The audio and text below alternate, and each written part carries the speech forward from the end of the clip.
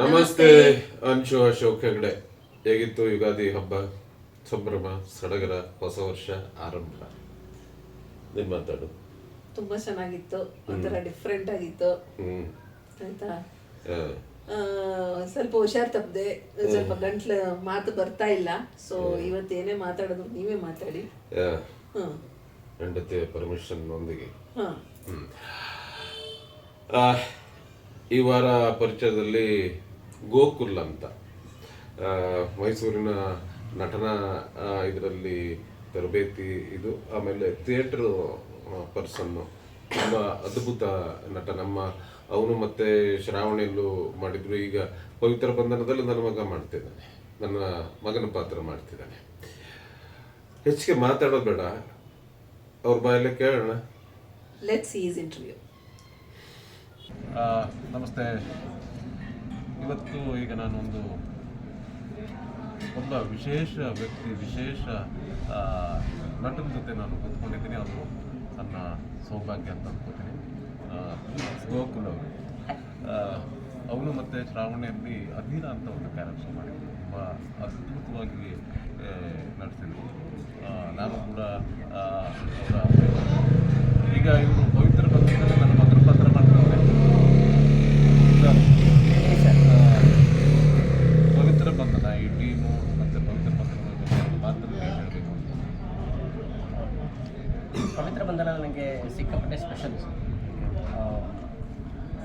First ಈ ಕುಟುಂಬದಲ್ಲಿ ಸಿಕ್ಕಾಪಟ್ಟೆ ವೇರಿಯೇಷನ್ಸ್ ಏಜಸ್ ಕಲಿಯೋದಕ್ಕೆ ಸಾಕಷ್ಟಿದೆ.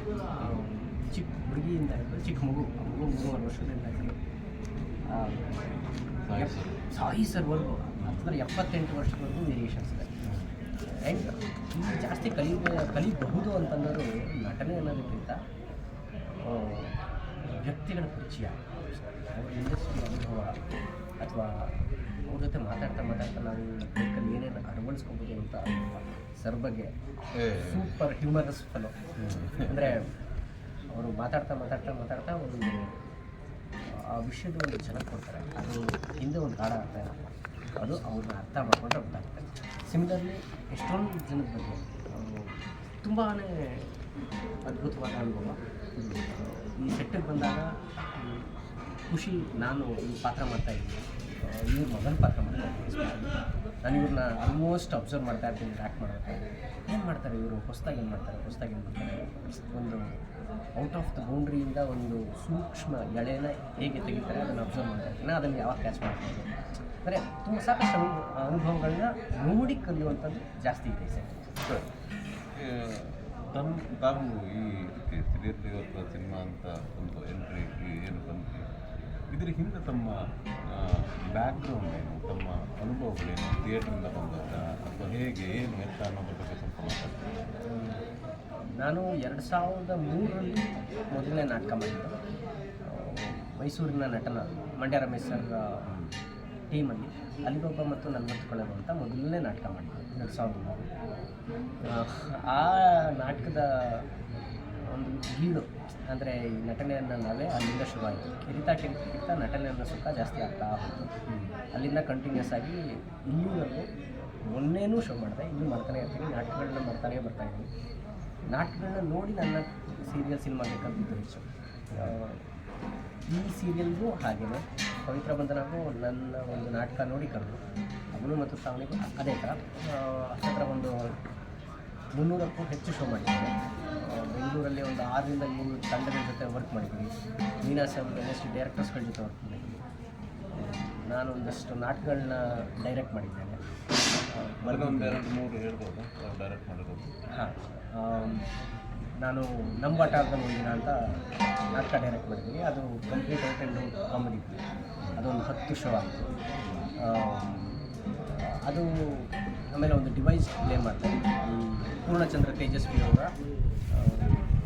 ಕತೆಗಳನ್ನ ಆಧರಿಸ್ಕೊಂಡು ಒಂದು ಡಿವೈಸ್ಡ್ ಪ್ಲೇ ಮಾಡಿದ್ದೆ, ಪರಿಸರದ ಕತೆಗಳು ಅಂತ ಸೀನಪ್ಪನ ಮಾಡಿದ. ಅದೊಂದು 10-15 ಶೋ ಆಯಿತು. ಆದಮೇಲೆ ಕಂಪ್ಲೀಟ್ ನಟನೆ ಕಡೆಗೆ ಮೂವ್. ಸರ್, ಈಗ ನೀವು ಬೇಸಿಕಲಿ ನೀವು ಥಿಯೇಟ್ರಿಂದ ಬಂದು ಅದರಿಂದ ಈ ಸೀರಿಯಲ್ಲು ಅಥವಾ ಸಿನಿಮಾಕ್ಕೆ ಅಂದರೆ ಇದರದ್ದು ಅದ್ರದ್ದು ವ್ಯತ್ಯಾಸ ಇದೆ ನಟನೆ ಇದರಲ್ಲಿ. ಅದು ಹೇಗೆ ತಾವು ಬದಲಾಯಿಸ್ಕೊಂಡ್ರಿ? ಇಲ್ಲಿ ಟೆಕ್ನಿಕ್ಸು ಅಲ್ಲಿಗೂ ಇರುತ್ತಲ್ಲ. ಹಾಂ ನಮ್ಮ ಸೇತುರಾಮ್ ಸರ್ ಒಂದು ಮಾತು ಹೇಳೋದು ಯಾವಾಗಲೂ ನಟ ಚಿಕ್ಕದಾಗಿ ಕಾಣೋದು ಬೆಳ್ಳಿ ಪಾತ್ರ, ಮೀಡಿಯಮ್ ಆಗಿ ಕಾಣೋದು ಕಿರುತೆರೆ, ಪೂರ್ಣವಾಗಿ ನಟ ಮನುಷ್ಯನಾಗಿ ಕಾಣೋದು ನಾಟಕದಲ್ಲಿ ರಂಗದಲ್ಲಿ ಅಂತ. ಅದು ಉಲ್ಟಾ ವರ್ಕ್ ಆಗುತ್ತೆ. ಆ್ಯಕ್ಚುಲಿ ನಾವು ನಾಟಕ ಮಾಡಬೇಕಾದ್ರೆ ಕಾಲಿನ ಉದ್ದಿಂದ ಹಿಡಿದು ಕೂದಲಿನವರೆಗೂ ಜನ ನಮ್ಮನ್ನೇ ಅಬ್ಸರ್ವ್ ಮಾಡ್ತಿರ್ತಾರೆ. ನಾವು ಈ ಕಡೆ ತಿರುಗಿದಾಗ ಪೂರ್ತಿ ತಿರುಗಬೇಕು, ಆ ಕಡೆ ತಿರುಗಿದಾಗ ಪೂರ್ತಿ ತಿರುಗಬೇಕು. ಆದರೆ ಇಲ್ಲಿ ಆ ಥರ ಅಲ್ಲ. ನಾನು ಇಲ್ಲಿ ಬಂದಾಗ ಸಮಸ್ಯೆ ಸಾಕಷ್ಟು ಆಯಿತು. ಜನರಲ್ ಅಂತಾರೆ, ಜನರಲ್ ಅಂದರೆ ಏನು ಜನರಲ್ ಅಂದರೆ ನಮಗೆ ಅರ್ಥನೇ ಆಗುತ್ತೆ. ಆಮೇಲೆ ಚೀಟ್ ಮಾಡಿ ಅಲ್ಲಿ ನೋಡಿ ಅಂತಾರೆ, ಇಲ್ಲಿ ಅಶೋಕ್ ಸರ್ ಇಲ್ಲಿದ್ದಾರೆ, ನಾನು ಯಾಕೆ ಅಲ್ಲಿ ನೋಡ್ಕೊಂಡು ಮಾತಾಡಬೇಕು ಅಂತ ಇವೆಂಟಿಗೆ ಬರ್ತಿರಲಿಲ್ಲ. ಆ ಸಣ್ಣ ಪುಟ್ಟ ಸಮಸ್ಯೆಗಳು. ಬಟ್ ಅದನ್ನು ಕಲ್ತ್ಕೊಂಡ್ರೆ ನಾಟಕದಿಂದ ಬಂದಿರೋರಿಗೆ ಎಕ್ಸ್ಟ್ರೀಮ್ ಕೋಪ, ಎಕ್ಸ್ಟ್ರೀಮ್ ರಸಗಳು ಜಾಸ್ತಿ ಇರುತ್ತೆ, ಮಾಡಿ ಜಾಸ್ತಿ ಇರುತ್ತೆ. ಅದನ್ನು ಸೆಟಲ್ ಮಾಡ್ಕೊಳ್ಳೋಕ್ಕೆ ತುಂಬ ಕಷ್ಟ ಆಗುತ್ತೆ. ಅದನ್ನು ಮಾಡ್ಕೊಳ್ತಾ ಇದು ಇಷ್ಟ ಆಗುತ್ತೆ. ಥಿಯೇಟ್ರ್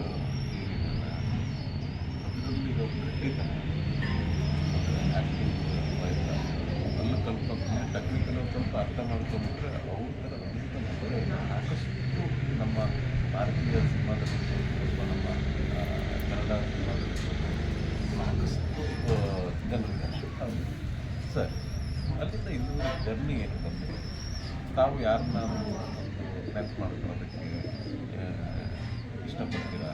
ಅಂದರೆ ಧನ್ಯವಾದ ಹೇಳಬೇಕು, ಇದರಿಂದ ನಾನು ಬೆಳೆದೆ, ಅಥವಾ ಇವರು ನನಗೆ ತುಳಿದ್ರು, ಮೋಸ ಮಾಡಿದ್ರು, ಅಥವಾ ಏನೇ ನಿಮ್ಮ ಮನಸ್ಸಿನಲ್ಲಿ ಮುಕ್ತವಾಗಿ ಹೇಳ್ಬೋದು. ಸಾಕಷ್ಟು ಜನಕ್ಕೆ ನಾನು ಧನ್ಯವಾದ ಹೇಳಬೇಕು. ಮೊದಲು ನನ್ನದು ಮಂಡ್ಯ ರಮೇಶ್ ಸರ್. ನಾನು ಇವತ್ತು ಇಲ್ಲಿ ಅದಕ್ಕೆ ಅವರ ಎಳೆದಂಥ ನಾಟಕಗಳನ್ನೇ ಕಾರಣ. ಅವರು ಒಂದು ಲೈನ್ನ ಹೇಗೆ ಓದಬೇಕು ಅನ್ನೋದ್ರಿಂದ ಶುರು ಮಾಡಿ ನಾಟಕದಲ್ಲಿ ನಾವು ಹೇಗೆ ಕ್ಯಾರೆಕ್ಟರ್ ಮಾಡ್ಕೊಬೇಕು ಅನ್ನೋದನ್ನು ಹೇಳ್ಬೋದು. ನಂತರ ಬೆಳೆದು ಬಂದಂಥ ನಾಟಕಗಳಲ್ಲಿ ಸಾಕಷ್ಟು ಜನ ನಿರ್ದೇಶಕರು, ಚಿದಂಬರಾವ್ ಜಂಬೆ ಸರ್ ಇರ್ಬೋದು, ವಿನಯ್ ಶಾಸ್ತ್ರಿ ಅಂತ ನಾವು ಜೊತೆ ತುಂಬ ಕ್ಲೋಸಾಗಿ ಒಂದು 10 ನಾಟಕಗಳು ಮಾಡಿದ್ದಾನೆ ರಾಜ್ ಥಿಯೇಟರ್ ಬೆಂಗಳೂರಲ್ಲಿ. ಅವ್ರಿಗೆ ಧನ್ಯವಾದ. ನಾನು ಕಿರುತೆರೆಗೆ ಬರೋದಕ್ಕೆ ಕಾರಣ ದಿವ್ಯಾಕಾರ್ ಅಂತವರು ನನ್ನ ಒಂದು ನಾಟಕ ನೋಡಿ ಅವ್ರ ಜೊತೆ ಒಡನಾಟ ಆಗಿ ಅವನು ಮತ್ತು ಶ್ರಾವಣಿ. ಸೊ ಅಲ್ಲಿಂದ ನನ್ನ ಜರ್ನಿ ಶುರುವಾಯಿತು, ಸೀರಿಯಲ್ ಜರ್ನಿ. ಅದಾದಮೇಲೆ ಸಾಕಷ್ಟು ಜನ ಕರ್ಕೊಂಡು ಅಂದರೆ ಅವರು ಶುರು ಮಾಡಿದವರು ದಿವ್ಯಾಕಾರ್. ಅವ್ರಿಗೆ ನಾನು ಥ್ಯಾಂಕ್ಸ್ ಹೇಳೋದಕ್ಕೆ ಇಷ್ಟಪಡ್ತೀನಿ. ಸರ್, ಇದು ಈಗ ನೀವೇನು ಆ್ಯಕ್ಟಿಂಗ್ ಏನು ಮಾಡ್ತೀರಿ, ಇದ್ರ ಬಿಟ್ಟು ನಿಮಗೆ ಬೇರೆ ಏನಾದರೂ ಪ್ರೊಫೆಷನ್ ಇದೆಯಾ, ಅಥವಾ ಇದು ಒಂದೇನಾ ಇರುತ್ತೆ? ಹೇಗೆ ಇದನ್ನು ಮ್ಯಾನೇಜ್ ಮಾಡ್ತೀರಾ? ನಾನು ಬೇಸಿಕಲಿ IT ಪ್ರೊಫೆಷನಲ್. 2011ಇಂದ ನಾನು IT ಇದ್ದೀನಿ. ಇನ್ನೂ ನಾನು IT ಕೆಲಸ ಮಾಡ್ತಾನೆ ಇದ್ದೀನಿ. ಆದರೆ ಇದು 14 ವರ್ಷ ಎಕ್ಸ್ಪೀರಿಯನ್ಸ್ ಇದೆ. ಈ ಸೀರಿಯಲಲ್ಲಿದ್ದಾಗಲೂ ವರ್ಕ್ ಫ್ರಮ್ ಹೋಮ್ ಅನ್ನೋ ಕಾನ್ಸೆಪ್ಟಲ್ಲಿ ಅಂಥ ಕಂಪ್ನಿನ ಹುಡ್ಕೊಂಡಿದ್ದೀನಿ. ನಾನು ಶಾರ್ಟ್ ರೆಡಿ ಇದ್ದಾಗ ಫಸ್ಟ್ ಸೀರಿಯಲ್ಗೆ ಆದ್ಯತೆ ಕೊಡ್ತೀನಿ, ಸೀನಿಗೆ ಆದ್ಯತೆ ಕೊಡ್ತೀನಿ. ಶಾರ್ಟ್ ಇಲ್ಲ ಅಂದಾಗ ನಾನು ರೆಸ್ಟ್ ಮಾಡೋ ಟೈಮಲ್ಲಿ ಐ ವಿ ವಾಕಿಂಗ್. ಬೆಳಗ್ಗೆ ಒಂದು 9 to 6 ಜಾಬೇ ಇರ್ಬೋದು, ಬಟ್ ಇಲ್ಲಿ ಒಂದು 6-7 ಅವರ್ಸ್ ಸೀರಿಯಲಲ್ಲಿ ಕೆಲಸ ಮಾಡೋದು, 3 ಅವರ್ಸ್ ಇಲ್ಲಿ ಮೀಟಿಂಗ್ಸ್ ಎಲ್ಲ ಅಟೆಂಡ್ ಮಾಡಿ ಮತ್ತೆ ಮನೆಗೆ ಹೋಗಿ ಅಲ್ಲಿ ಮೇಕ್ ಶೂರ್ ಅವತ್ತು ಇರೋ ಕೆಲಸಗಳನ್ನ ನಾನು ರಾತ್ರಿ 12 ಆಗಲಿ ಒಂದು ಮುಗಿಸಿ ಮಾಡ್ತೀನಿ. ಸರ್, ಏನು ಅಂತಂದರೆ ನೀವು ಥಿಯೇಟ್ರು ಮತ್ತು ಸಿನಿಮಾ ಸೀರಿಯಲ್ ಆ ಆಡಿಯನ್ಸು ಈ ಆಡಿಯನ್ಸು ನಿಮ್ಮ ಒಂದು ಆ ಜನಪ್ರಿಯತೆ ಅಥವಾ ಇದು ಅದ್ರ ಬಗ್ಗೆ ಹೇಗೆ ವ್ಯಾಖ್ಯಾನ ಮಾಡ್ತೀವಿ? ಸರ್, ನಾನು ಮುಂಚೆ ನಾಟಕ ಮಾಡಿ ಆಡಿಟೋರಿಯಮಿಂದ ಹೊರಗಡೆ ಬಂದಾಗ ಜನ ನನ್ನ ಆ ನಾಟಕದ ಪಾತ್ರವಾಗಿ ಗುರುತಿಸೋದು. ಸರ್, ನೀವು ವಾತಾಪಿ ಪಾತ್ರ ಮಾಡಿದ್ರಿ ಅಲ್ವಾ, ಸರ್ ನೀವು ಶಕಾರನ ಪಾತ್ರ ಮಾಡಿದ್ರಿ ಅಲ್ವಾ ಅಂತ ಅಷ್ಟು ಸುತ್ತ ನಾಟಕದಿಂದ ಹೊರಗಡೆ ಬಂದು ಇಮಿಡಿಯೇಟಾಗಿ ಬಂದು ನೀವು ಹಾಗೆ ಮಾಡಿದ್ರಿ, ಹೀಗೆ ಮಾಡಿದ್ರಿ, ಬೈದು ಬಿಡೋರು. ಸರ್ ನೀವು ಏನು ಸರ್ ಹೀಗೆ ಮಾಡಿದ್ರಿ, ಹಾಗೆ ಅಲ್ಲೇ ಫೋಟೋ ತೆಗೆಸ್ಕೊಂಡು ಅಲ್ಲೇ ಆಟೋಗ್ರಾಫ್ ತೊಗೊಂಡು ಅಲ್ಲೇ ಫೋಟೋ ಮಾಡಿ ಅದಾಗಿ ಸ್ವಲ್ಪ ದಿನಕ್ಕೆ ಮತ್ತೋಗೋದು. ಬಟ್ ಸೀರಿಯಲ್ ಹಾಗಲ್ಲ. ನಾನು ಈಗ ಹೊರಗಡೆ ಹೋಗ್ತೀನಿ, ನೀನು ಯಾರೋ ದೆವ್ವಾಣ ಅಂತ ಮಾತಾಡಿಸ್ತಾರೆ. ಅಂದರೆ ನಾನು ದೆವ್ವ ಪಾತ್ರ ಮಾಡಿರೋದ್ರಿಂದ ಇನ್ನೂ ಜನಗಳಿಗೆ ಇನ್ನೂ ಹತ್ತಿರ ಆಗ್ತಾ ಹೋದೆ. ಈಗ ನಾನು ನಾಟಕ ಮಾಡಿದ್ರೆ, ನಾನು ಮುಂಚೆ ನಾನು ಗೋಕುಲ್ ನಾಟಕ ಮಾಡ್ತಿದ್ದ ಅಂದಾಗ ಜನರಲ್ ಆಡಿಯನ್ಸಿಂದ ನನ್ನ ಗೋಕುಲ್ ಫೇಸ್ಬುಕ್ಕು ಒಂದು 50-60 ಜನ ಬಂದರೆ ಅವರು. ಈಗ ಅದು ಜಾಸ್ತಿ ಆಗಿದೆ. ಅದು ಇಲ್ಲಿಂದ ನಾನು ಅಲ್ಲಿಗೆ ಕೊಟ್ಟ ಕೊಡುಗೆ ಅಂತ ಅನ್ಕೋಬೋದು. ಜನಗಳೇ ಬೇರೆ ಥರ ಸ್ವೀಕರಿಸಿದ್ದಾರೆ, ಅಲ್ಲಿಂದ ಇಲ್ಲಿಗೆ ಬರೋ ಕೊಡುಗೆನೇ ಜಾಸ್ತಿ ಇದೆ. ಸೊ ಧನ್ಯವಾದಗಳು ಎಲ್ಲ ಆಡಿಯನ್ಸ್ಗಳು. ಸರ್, ಇದಿಷ್ಟು ಈ ಪ್ರೊಫೆಷನ್ ತಮ್ಮ ಕುಟುಂಬಕ್ಕೆ ತಮಗೆ ಹೇಗೆ ಕೋಆಪ್ರೇಟ್ ಮಾಡ್ತಾರೆ, ಹೇಗೆ ಸಹಕಾರ ಇದೆ?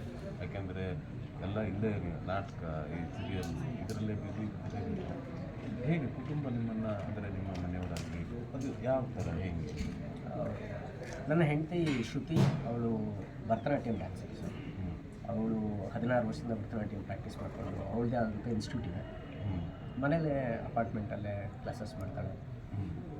ನನಗೆ ಸಿಕ್ಕಾಪಟ್ಟೆ ಸಪೋರ್ಟಿವ್ ಆಗಿದ್ದಾಳೆ. ನೀನು ಹೋಗ್ತೀಯಾ, ಮಾಡ್ತೀಯಾ, ಮಾಡು, ನಾನು ಮಗು ನೋಡ್ಕೊತೀನಿ. ನನಗೆ 3 ವರ್ಷದ ಮಗುವಿದೆ.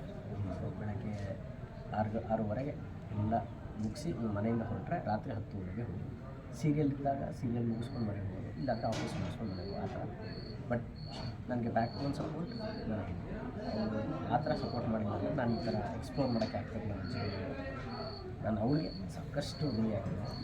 ನನ್ನ ತಂದೆ ತಾಯಿ ಅವರು ನನ್ನ ನಾಟಕಕ್ಕೆ ಕಳಿಸ್ಲಿಲ್ಲ ಅಂದಿದ್ದರೆ, ನನ್ನ ತಾಯಿ ತುಂಬ ಹಾಡ್ತಾರೆ, ಜನಪದ ಹಾಡುಗಳನ್ನ ತುಂಬ ಚೆನ್ನಾಗಿ ಹಾಡ್ತಾರೆ. ನನಗೆ ತುಂಬ ಹಾಡುಗಳು, ಭಾವಗೀತೆ, ಭಕ್ತಿಗೀತೆಗಳನ್ನ ಹೇಳ್ತಾರೆ. ಅದರಿಂದ ನನಗೆ ರಂಗ ಆಸಕ್ತಿ ಜಾಸ್ತಿಯಾಗಿ ರಂಗ ಸಂಗೀತಗಳನ್ನ ಹಾಡ್ತಾರೆ. ಸೊ ಅಲ್ಲಿ ರಕ್ತ ನನ್ನ ರಂಗ ವೇದಿಕೆಯಲ್ಲಿ ಬಿದ್ದಿದೆ. ಸೊ ಅಪ್ಪ ಅಮ್ಮ ತುಂಬ ಸಪೋರ್ಟ್ ಮಾಡ್ತಾರೆ, ಹೇಳ್ತೀನಿ ಸಾಕಷ್ಟು ಸಪೋರ್ಟ್ ಮಾಡ್ತಾರೆ. Very great. ಸರ್, ಕೊನೆಯದಾಗಿ ಈಗ ನೀವು 2 ಕಡೆ ಇರ್ಬೋದು, ಅಂದರೆ ಥಿಯೇಟ್ರು, ರಂಗಭೂಮಿ ಮತ್ತು ಸೀರಿಯಲ್ಲು ಅಥವಾ ಸಿನಿಮಾ. ಈ ನಟರುಗಳಿಗೆ, ಈ ಥಿಯೇಟ್ರ್ ಅವರಿಗಾಗಲಿ ಅಥವಾ ಸೀರಿಯಲ್ ಅಥವಾ ಸಿನಿಮಾ, ತಾವು ಏನು ಹೇಳೋದು?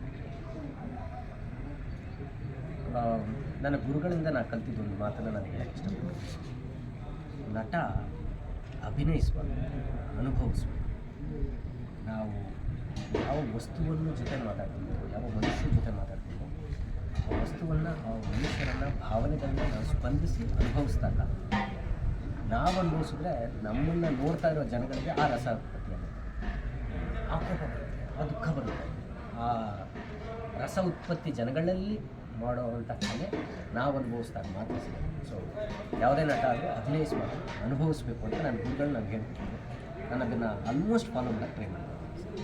ಇಷ್ಟೊತ್ತು ತುಂಬ ಒಳ್ಳೊಳ್ಳೆ ಮಾತುಗಳನ್ನು ಹೇಳಿದ್ದೀರಿ. ತಮ್ಮ ಸಮಯನ ನಮ್ಮ ಜೊತೆ ಕಳೆದಿದ್ದೀರಿ. ನನಗೆ ತುಂಬ ಖುಷಿ ಬೇಕು. ಹಾಗೆಯೇ ಇದು ನಮ್ಮ ಭಾಗ, ನನ್ನದು ಮತ್ತು ನನ್ನ ಹೆಂಡತಿ, ನಿಮ್ಮ ಥಿಯೇಟ್ರ್ ಅಭಿಮಾನಿಗಳಿಗೆ ಅಥವಾ ನಿಮ್ಮ ಈ ಲಾಗ್ ಇಷ್ಟ ಆಯಿತು, ಇಷ್ಟ ಆದರೆ ಸಬ್ಸ್ಕ್ರೈಬ್, ಅದು ಏನು ಅಂತ ಮಾತಾಡೋಣ ನೀವು. Audience, Ashok Hegde sir, mister and Mrs Ashok Hegde ಅಂತ ಅವರ ಇನ್ಸ್ಟಾ. ತುಂಬ ಬ್ಯೂಟಿಫುಲ್ ಕಪಲ್. ನಾನು ಇವ್ರ ಹತ್ರ ಮಾತಾಡಿದಾಗ ಇವ್ರ ಹೆಂಡತಿ ಬಗ್ಗೆ ಸಾಕಷ್ಟು ಹೇಳಿದ್ದಾರೆ, ಒಳ್ಳೇದು ಮಾತ್ರ ಹೇಳಿದ್ದಾರೆ, ಕೆಟ್ಟದ್ದು ಯಾವುದೂ ಇಲ್ಲ, ಕೆಟ್ಟದಿಲ್ಲ. ಆ್ಯಂಡ್ ಬ್ಯೂಟಿಫುಲ್ ಮನಸ್ಸು ಇರೋವಂಥ ವ್ಯಕ್ತಿ. ದಯವಿಟ್ಟು ಇವರು ವ್ಲಾಗ್ಗಳನ್ನ ನೋಡಿ, ಶೇರ್ ಮಾಡಿ, ಲೈಕ್ ಮಾಡಿ, ಸಬ್ಸ್ಕ್ರೈಬ್ ಮಾಡಿ, ಕಮೆಂಟ್ಸ್ ಮಾಡಿ. ಇವರು ಅದಕ್ಕೆ ತಕ್ಕಂಥ ರಿಪ್ಲೈ ಕೊಡ್ತಾರೆ. ನಿಮ್ಗೆ ಇನ್ನೂ ಮಾತಾಡ್ತೀನಿ. ಅದ್ಭುತ ನಟ, ಪ್ರತಿಭೆ. ಯೂಶ್ವಲಿ ಏನು ಅಂತಂದರೆ ಥಿಯೇಟ್ರಿಂದ ಬಂದಿದ್ದಾರೆ ಅಂತಂದರೆ ಅವರಲ್ಲಿ ಈ ಆ್ಯಕ್ಟಿಂಗಿಂದು, ನಟನೆದು ಒಂದು ಆ ಗಟ್ಟಿತನ ಒಳಗಡೆನೇ ಇರುತ್ತೆ. ಅಷ್ಟೊಂದು ಟ್ರೈನ್ ಆಗಿರ್ತಾರೆ. ಭಾಳ ಕಷ್ಟ ಥಿಯೇಟ್ರಲ್ಲಿ ಕೆಲಸ ಏನಿದೆಯಲ್ಲ, ಈ ಬ್ಯಾಕ್ ಸ್ಟೇಜ್ ವರ್ಕ್ ಇರೋದು ಎಲ್ಲದನ್ನೂ ಕಲಿಸ್ತಾರೆ. ಬರೀ ಆ್ಯಕ್ಟಿಂಗ್ ಅಷ್ಟೇ ಅಲ್ಲ ಕಲಿಸೋದು. ನಟ ಒಂದು ತಯಾರಿ ಆಗ್ತಾನಲ್ಲ, ಅದೆಲ್ಲದರ ಒಂದು ಸಂಗಮ ನಮ್ಮ ಗೋಕುಲವರೇ. ತುಂಬ ಒಳ್ಳೆಯದಾಗಲಿ, ಭವಿಷ್ಯ ಇನ್ನೂ ಉಜ್ವಲವಾಗಲಿ ಅಂತ ಆ ದೇವರಲ್ಲಿ ಪ್ರಾರ್ಥನೆ ಮಾಡ್ತಾ ಆಲ್ ದ ಬೆಸ್ಟ್. ನಮಸ್ತೆ. ನಮಸ್ತೆ.